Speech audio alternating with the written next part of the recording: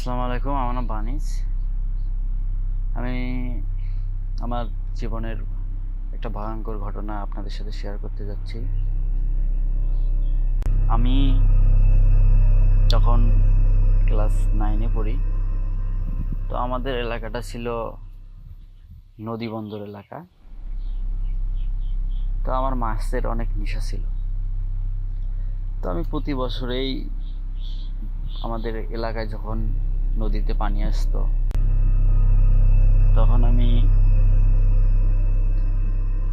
মাছ মারার জন্য যে দাঁড়কি তৈরি করা হয়, পলো, তারপরে মাছ ধরার যে জাল, এগুলো আগে থেকেই স্কুল করে এসে, কোচিং করে এসে ফ্রি সময় আর কি আমি এগুলো তৈরি করতাম।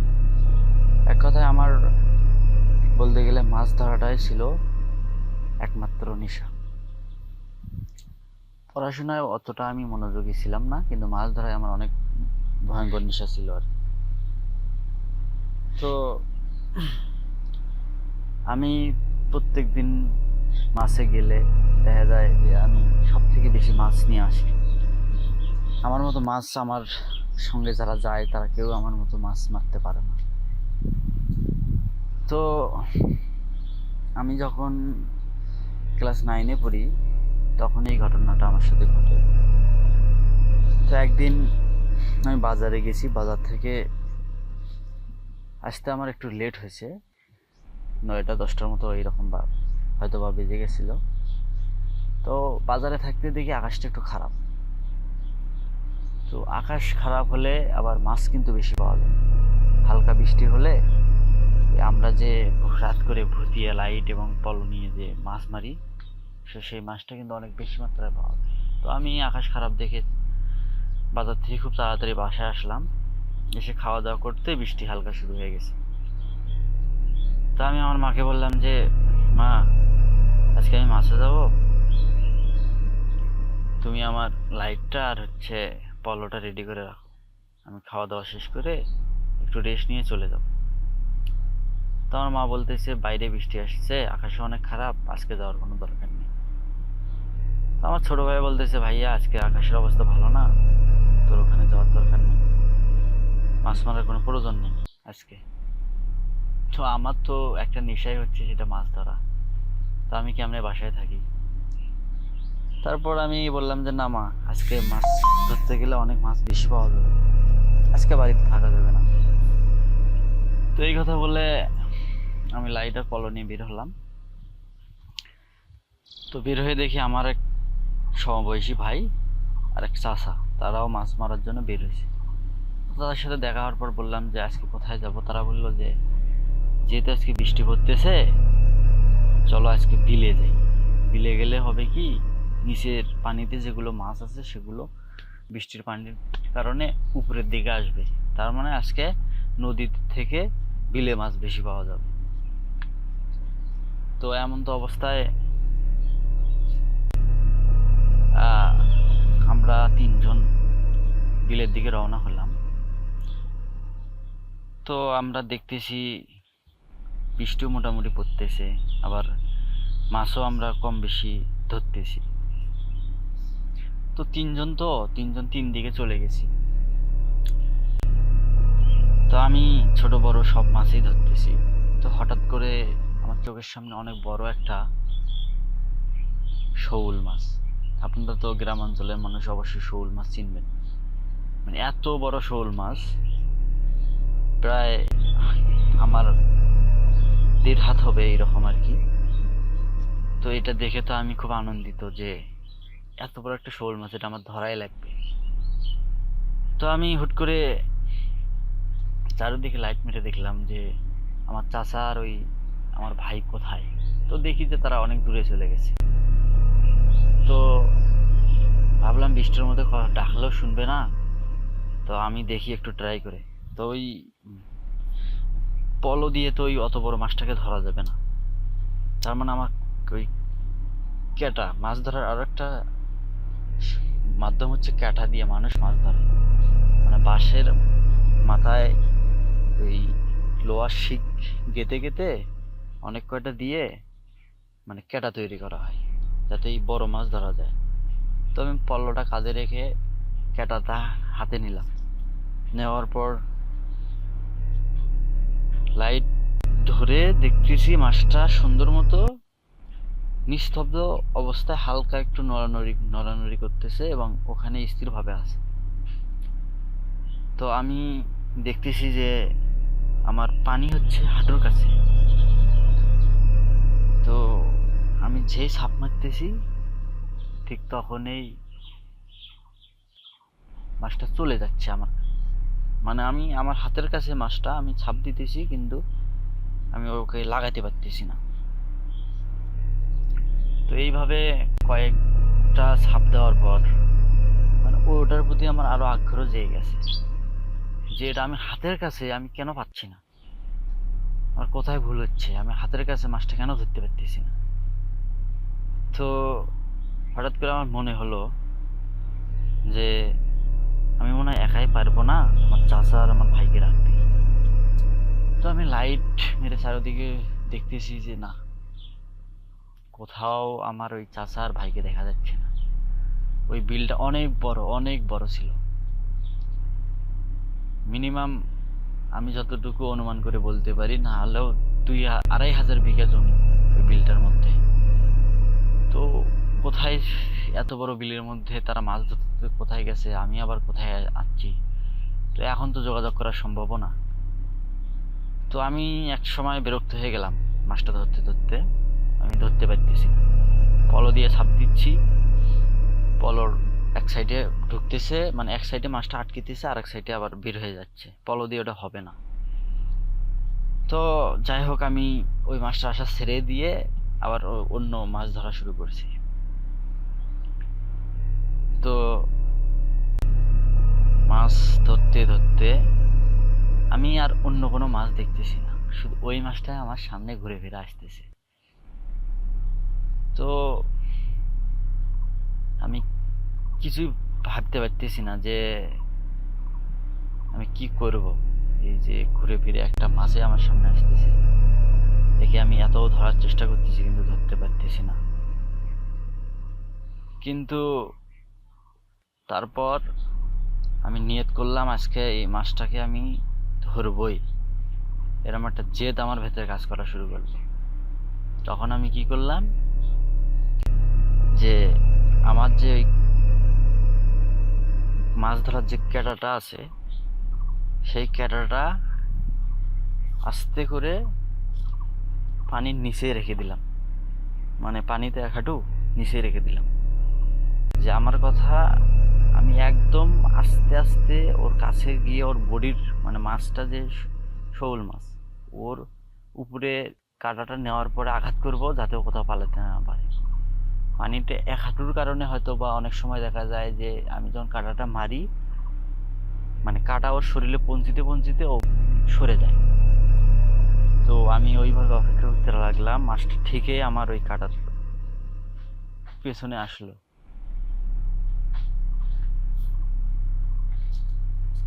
তারপর আমি অনেক জোরে ফিস করলাম, কিন্তু কি আজব কাণ্ড, মাছটা আবার চলে গেল। মানে আমি তখন অবাক। তারপর একটা জিনিস আমি খেয়াল করলাম যে আমি মাছটা ধরতে ধরতে আমার এক হাঁটুর উপরে পানি এরকম জায়গায় চলে এসেছি, কিন্তু আমি মাছটা ধরতে পারতেছি না। তারপর আমি ওই মাছটাকে ধরার জন্য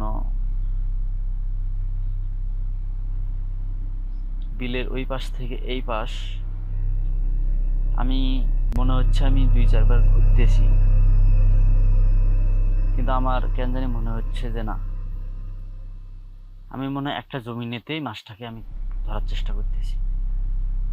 কিন্তু আমি কিন্তু ওই বিলের এই মাথা থেকে ও মাথা কয়েক 2-1 বার বা 3 বার এরকম আমার আপ ডাউন হয়েছে মাছটা ধরার জন্য, কিন্তু আমি আসলে বুঝতেছি যে না, মনে হয় একটা জমিতে আমি আসি, আবার মনে হচ্ছে যে না, আমার মনে হয় যে আমি অনেকখানি ঘোরাঘুরি করলেও মাছটা ধরতে পারতেছি না। এই একটা কনফিউশনের মধ্যে পড়ে গেলাম। তো আমার মাথায় ওই জিনিসটা কাজ করতেছে না যে একটা মাছ যদি ধরা দেয় তো আমাকে দিবে, না দিলে সে আমার হাত থেকে ফসকে গেলে সে অন্য কোথাও যাবে বা বেশি পানিতে চলে যাবে, যেটা আমার জন্য ধরা সম্ভব। কিন্তু একটা মাছ আমার তখন থেকে এইরকম ধরা দিচ্ছে না, সামনে করতেছি ধরা দিচ্ছে না। তো আমার যখন এইরকম অবস্থা, তো তখন হালকা বৃষ্টি একটু কমে গেছে, বৃষ্টি নাই আর কি, অনেক দূরে একটু বিদ্যুৎ চমকে। তো আমার আর ওই সব মাথায় নাই, আমি কেন জানি ওই মাছটা ধরা নিয়ে পড়ে গেছি। আমার চাচা, আমার ওই ভাই, তারা মাছ মেরে টেরে তারা ঘন্টা দুয়েকের মধ্যে বাসায় ব্যাক করছে। তো তো পরে চাচা আর ওই ছোট ভাই যখন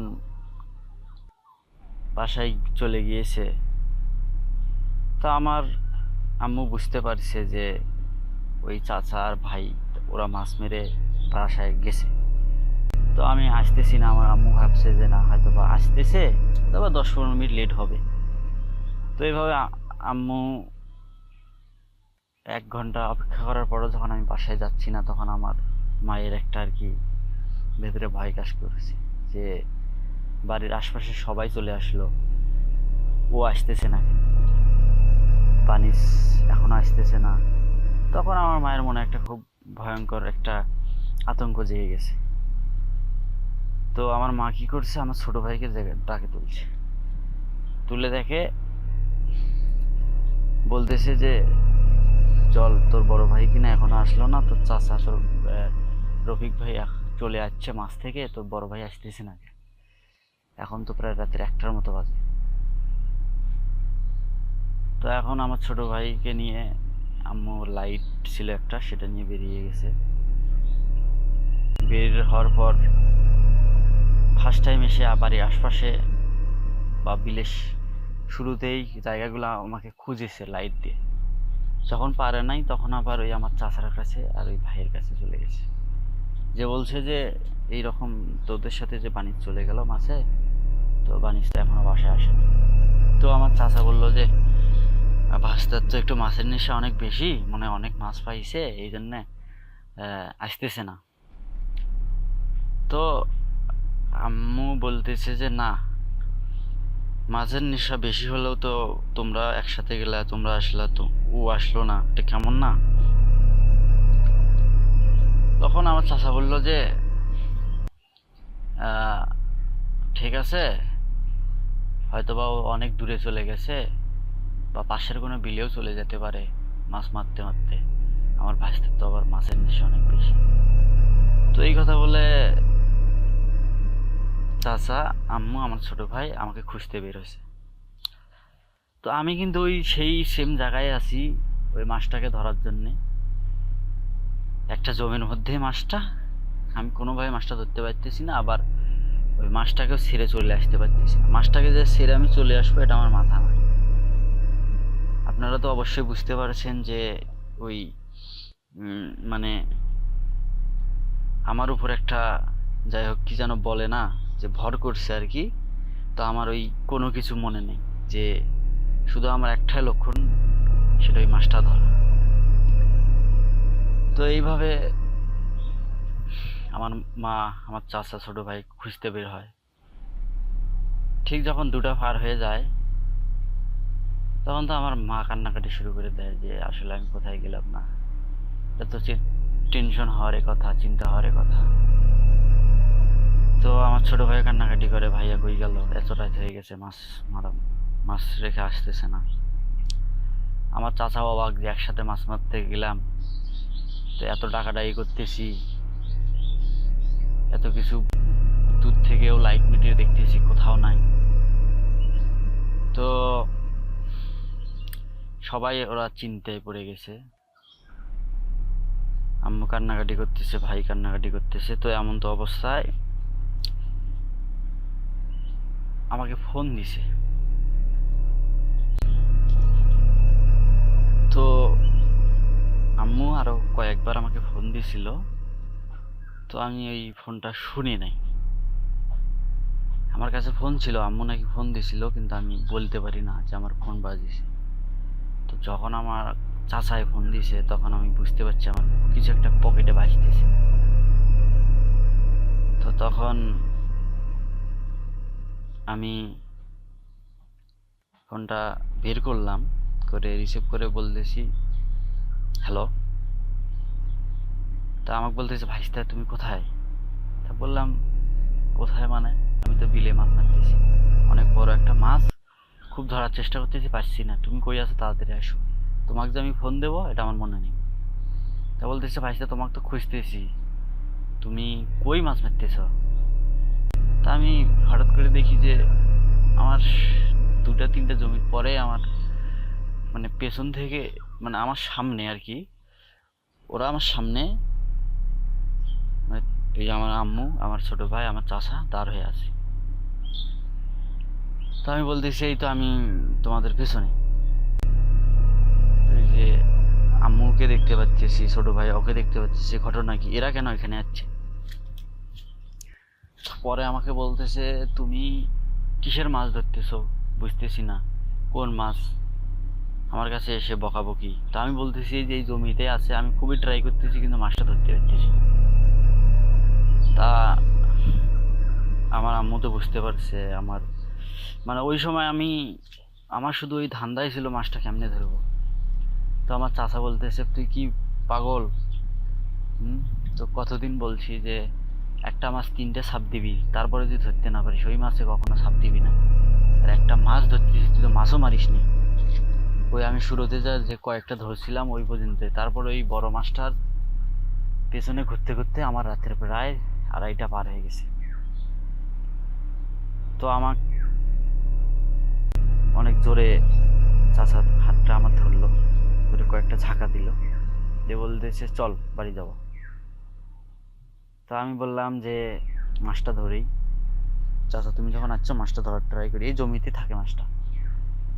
তা তখন আমার আম্মুকে চাচা বললো যে আসলে অনেকক্ষণ এখানে ছিল, একে একটা সমস্যা করে ফেলছি, একে খুব তাড়াতাড়ি আমাদের এখান থেকে নিয়ে যাওয়া লাগবে। তো আমার চাচা কি করলো, চাচা কিন্তু আবার ফির ওই সিগারেট খাইতো, তো ওখানে একটা সিগারেট ধরাইলো, আগুন আর কি ধরাইলো, ধরে আমাকে নিয়ে আসলো। তো আমি আস্তে আস্তে, আমি হয়তো বাড়ির দিকে আসতেছি, আমার মনে হচ্ছে যে আমি কোথাও একটা গভীর জায়গায়, মানে একটা কোথাও যেন অজানা একটা নিস্তব্ধ, একটা নিরিবিলি, একটা শান্ত জায়গা থেকে একটা অশান্ত জায়গার দিকে চলে যাচ্ছে। মানে এই যে আবার কোলাহল ব্যস্ততা, এই যে মানুষ সমাজে আবার আসাটা, এগুলো কেন যেন আমার হুট করে এগুলো মনেই হচ্ছে যে আমি কোথায় যেন, মানে একটা চেঞ্জ, ভেতরে একটা চেঞ্জ আসতেছি। তো আমাকে বাসায় আমি আসার পর দেখি, আসলাম, আসে শুধু আমি একটা মনে মনে চিন্তা করতেছি যে মাছটা ধরতে পারলাম না। কিন্তু আমার তো আম্মু তো রেগে মেগে আমাকে বাসায় আনার পর রেগে মেগে আমাকে মারে, এইরকম একটা অবস্থা যে তোকে আমি কত করে বললাম যে আজকে মাছে যাওয়ার দরকার নেই, তুই মাছে গেছিস। তো তোর চাচা বলছে যে যে কোনো মাছ তিনটে ছাপ দিবি, আর বেশি যদি ছাপ চাইস তাহলে ওই মাছটা তুই ছাপ দিবি না। তুই তারপরও কথা বা না শুনে বড় মাছের লোভে পড়ছিস, তুই জানিস ওটা কি? তখন আমি বললাম কি, মাছেই তো আমি দেখলাম। যখন আমাকে বললো যে, আমার চাচা বললো পাগল, তোকে যদি আর বেশি না, তোকে যদি আর খালি সে ঘন্টাখানিক তারা এতে রাখতে পারতো, তাহলে হয়তো বা তোকে আমরা বাঁচাতে পারতাম না। আমি শুনে অবাক যে একটা মাছ আমাকে কিভাবে মারবে। তখন আমাকে বললো পাগলা, ওটা মাছ ছিল না, ওটা একটা জিন ছিল, যে জিন তোকে আজকে তার আয়ত্তে নিয়ে এরকম খেলা খেলতে তোর সাথে। তুই যদি আর 1টি ঘন্টা ওখানে ওইভাবে মাছটা ধরতে থাকতি, তাহলে কি করতো, তোকে ওখান থেকে উঠাই নিয়ে যাইতো, দিয়ে তোর বড়সড় একটা ক্ষতি করে তোকে ছেড়ে দিত।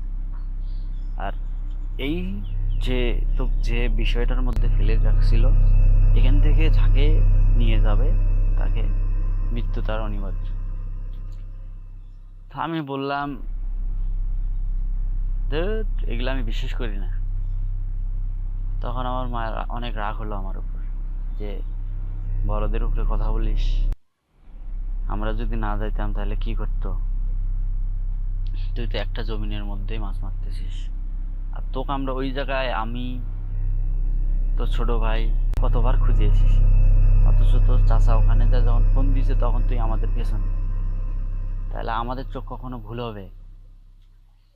যখন এই কথাটা আর আমার আম্মু আমাকে বলছে, তখন আমি ভাবলাম যে তারা যদি আমাকে ওখান থেকে একবার খুঁজে যেয়ে থাকে, তো তখন আমাকে দেখে নাই বা আমিও দেখিনি, আমাকে টাকাটাই করেছে। তখন আমার একটু বিশ্বাস হলো যে হয়তো বা আমি কোথাও ছিলাম, যেটা আমি বুঝতে পারিনি। পরে আমাকে বলল যে ওকে লোয়া গরম করে পানি খাওয়াও। পরে আমাকে লোয়া গরম করে পানি টানি খাওয়াইলো। তারপর থেকে আমাকে আমার আম্মু আর মাছে যাইতে দেয় নাই। তো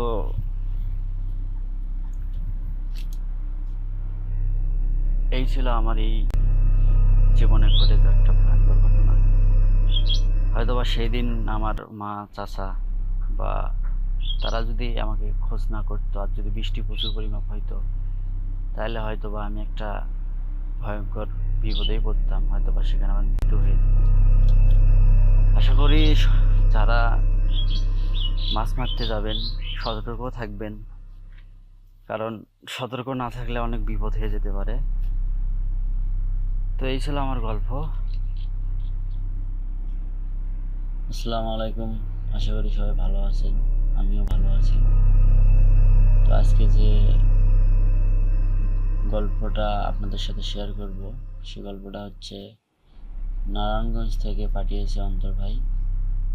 তো আমরা দেরি না করে গল্পে চলে যাচ্ছি।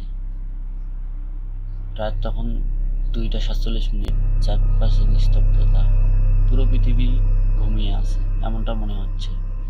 শুধু মাঝে মধ্যে কুকুরের হালকা ডাক শোনা যাচ্ছে। আমি তখনও জেগেছিলাম, কখনো আবার ঘুম পাচ্ছে, এমন তো অবস্থায় ঘুমে আসি। বুকের ভেতর কেন যেন অজানা একটা ভয় কাজ করছিল। জানালার পাশে বসে বাইরে তাকিয়েছিলাম। হঠাৎ টক টক টক, জানালাতে কেউ ধীরে ধীরে টোকা দিচ্ছে। আমি চমকে উঠলাম, এই সময় কে আসবে? তো ধীরে ধীরে জানালার কাছে গেলাম, পর্দা সরিয়ে বাইরে তাকাতেই দেখলাম কিছুই নেই। আমার শরীর ঠান্ডা হয়ে গেল। জানালার বাইরে কে দাঁড়িয়ে আছে? একটা কালো লম্বা মুখ থেকে লম্বা দাড়ি, লম্বা চুল, শুধু চোখ দুটো লাল আগুনের মতো জ্বলছে। আমি পেছনে সরে গেলাম। হঠাৎ করে যখন এই দৃশ্যটা আমার চোখে পড়ছে, আমি ভয়ে আতঙ্কিত হয়ে গেলাম। কিন্তু ভয়ের ব্যাপারটা হঠাৎ করে যখন আমার ভেতরে প্রবেশ করে, তখন আমি পাশে থাকা আমার ফুপিকে জোরে জোরে ডাকতে থাকি যে ফুপ্পি ফুপ্পি, বাইরে কে যেন দাঁড়িয়ে আছে, বাইরে কে যেন দাঁড়িয়ে আছে। কিন্তু আমার কোনো কথাই আমার ফুপ্পি শোনে না। তো এমন তো অবস্থায় সামহাও কেটে গেল সেই রাতটি। আমি কাউকে কিছু বলিনি, ভাবলাম হয়তো কল্পনা। কিন্তু পরের রাতে আমার ঠিক ওই সময় রাত 2টা 47 মিনিটে আবার দরজায়, জানালায় টক টক একটা শব্দ হচ্ছে। আমার বুক ধড়ফড় করতে লাগলো। ধীরে ধীরে আমি কাছে গিয়ে জিজ্ঞাসা করলাম কে, কারণ কালকে রাতে আমি যে একটা অবয়ব দেখছি সেটা দেখার পর আমার ভেতরে এখনো ভয় কাটেনি। তো আজকে রাতেও আবার এই সময়, তারপর আমি সাহস করে জিজ্ঞাসা করছি যে কে, যে কেউ আমার সাথে শয়তানি করতেছে কিনা, কোনো মানুষ কিনা। আমার ফুফাতো ভাইয়ের, ও আমার ছোট বয়সে প্রায় 3-4 বছর। আমি একটু ভয় করি, এই জন্য ও মাঝে মধ্যে আমাকে ভয় দেখায়। আমি ভাবছি যে হয়তোবা আমার ফুফাতো ভাই মাঝে মধ্যে রাতের গভীরে এসে আমাকে একটু ভয় দেখানোর চেষ্টা করে, কিন্তু না, ও তো এত রাতে এসে আমাকে ভয় দেখাবে না। তারপর আমি সাহস করে দরজার কাছে গিয়ে আবার বললাম কে,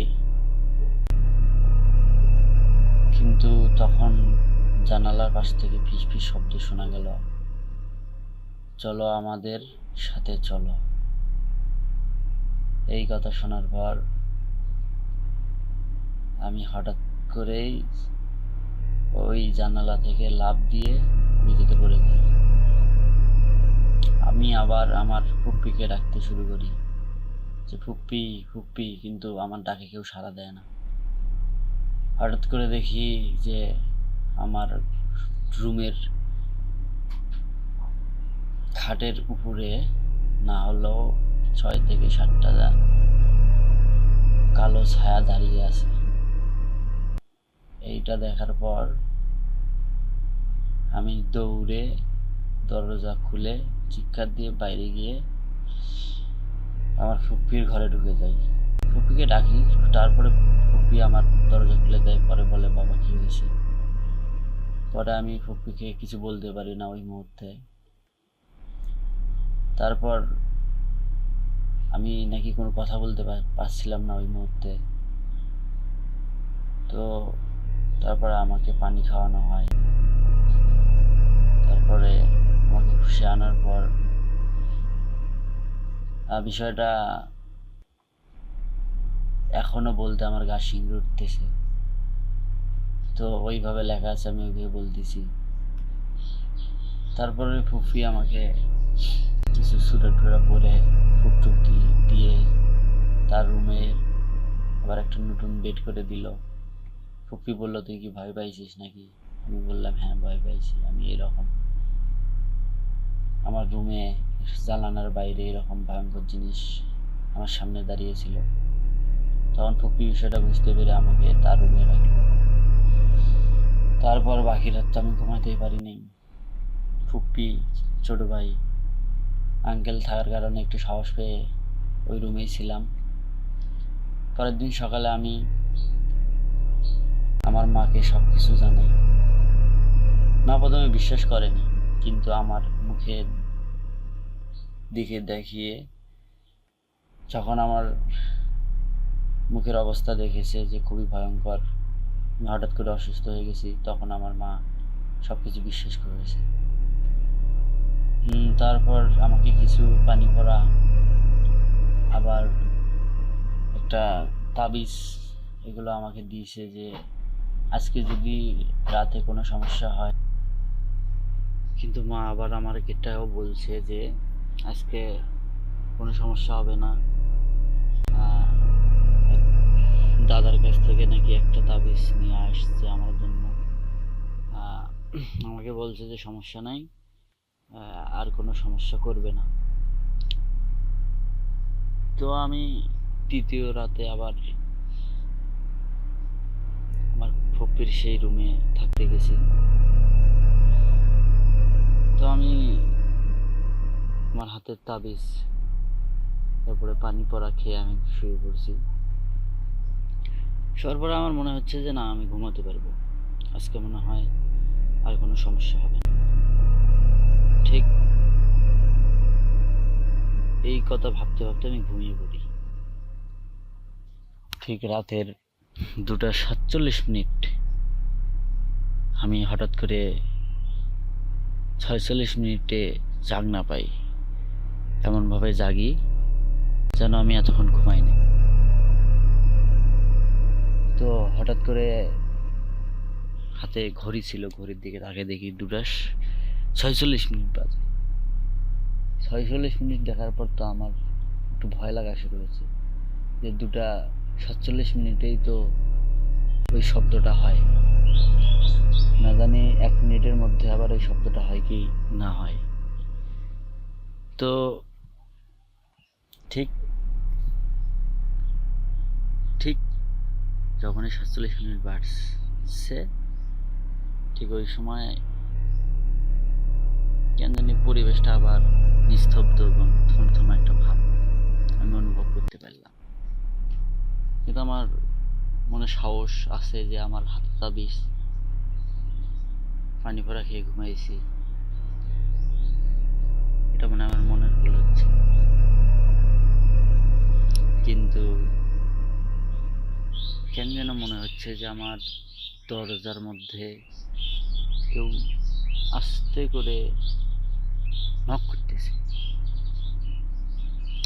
তো আমার মনে হচ্ছে যে না, কে নক করবে, আমার হাতে তো তাবিজ আছে। তো যাই হোক, হুট করে আবার প্রথম রাতে যেরকম আমার জানালায় টক টক টক শব্দ করছিল, ঠিক সেই রকম শব্দ আবার করা শুরু হয়ে গেছে। তখন তো আমার শরীরের লোম আবার দাঁড় হয়ে গেছে যে আজকেও মনে হয় ভয়ঙ্কর কিছু ঘটতে যাচ্ছে। আমি তো ভয়ে চোখ খুলতে পারতেছি না। তারপর হঠাৎ করে যখন আমি জানালার কাছেও যাচ্ছি না, দরজার কাছেও যাচ্ছি না, হঠাৎ করে কেন জানি আমার মনে হচ্ছে আমার বিছানার পাশে আমার সঙ্গে কেউ শুয়ে আছে। এটা যখন আমি অনুভব করতে পারলাম যে আসলেই আমার পাশে কেউ শুয়ে আছে, তখন নিজেকে আর আমি ধরে রাখতে পারলাম না। আমি লাফ দিয়ে উঠে চিৎকার করে আম্মুকে আর ফুপ্পিকে ডাকা শুরু করলাম যে আমাকে বাঁচাও, আমাকে বাঁচাও। তো এই চিৎকার দেওয়ার পরেই ওই রুমের চারপাশে কেন জানি অদ্ভুত একটা শব্দে আমাকে বলতেছে, চলো আমরা ঘুরতে যাব, চলো আমরা বাইরে যাব। আর সাদা কাপড় পরা, চোখগুলো, চোখ নাই ওদের, মানে ওর চোখ দেখা যাচ্ছে না, চোখের জায়গাটা অন্ধকার, সবকিছু সাদা, হালকা চুল, সবকিছু উড়ানো, সাদা পোশাকে আমার ঘরের ছাদের উপর, মানে কি যেন বলে ওটা, ছাদের ওখান থেকে আমাকে ইশারা করে ডাকতেছে যে চলো আমরা ঘুরতে যাবো, চলো আমরা ঘুরতে যাবো। তো এই সিন দেখানোর পর আমি তো জোরে জোরে চিৎকার করি, আম্মু বাঁচাও, ফুপ্পি বাঁচাও। তারপর আমাকে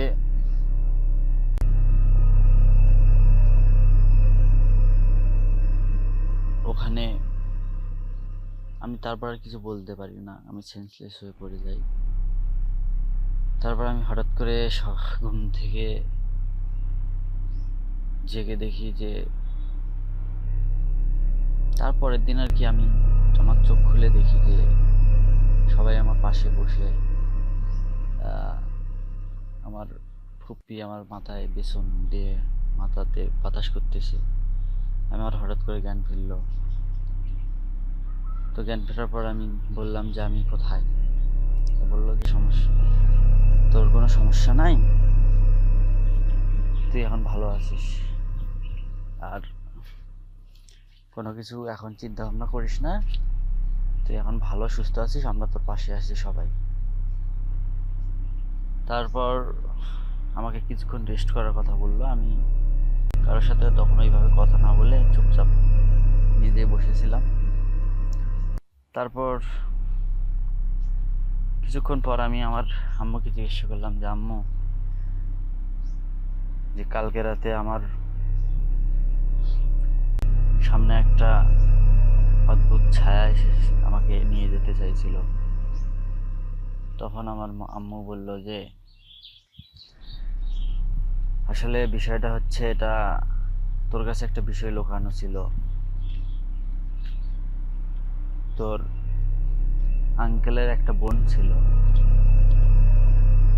সেই বোনটা অনেক আগে এই রুমে সুইসাইড করছিল, গলায় দড়ি দিয়ে মারা গেছিল। তো তারপর থেকে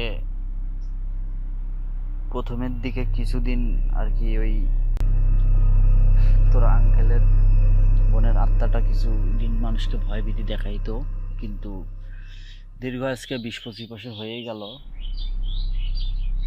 কোনো সমস্যা হয়নি। কিন্তু হঠাৎ করে আবার তুই তোর ফুপির বাসায় এসে ওই রুমে থাকার পরে এগুলো বলতেছিস।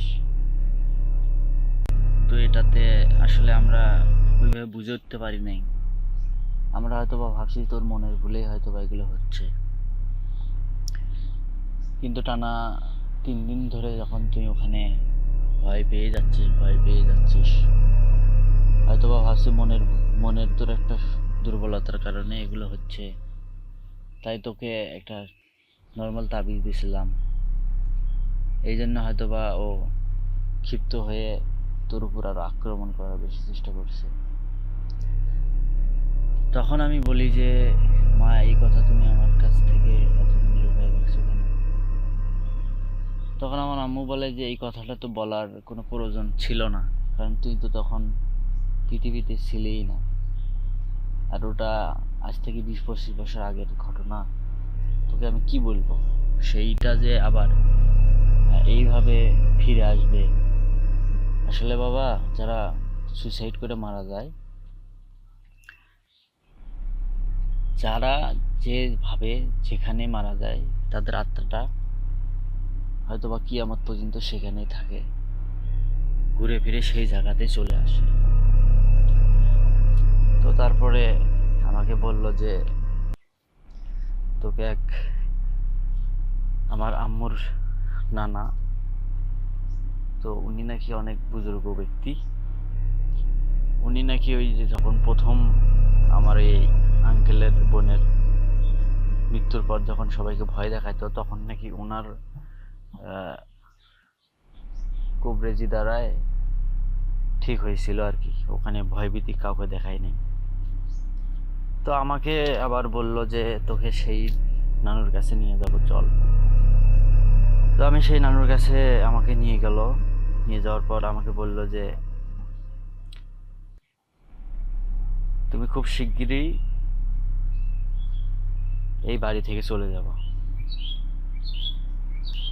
আর যতক্ষণ না আমি ওই বাড়িতে আমার কাজগুলো সম্পূর্ণ না করতে পারি, ততদিন তুমি আসবে না।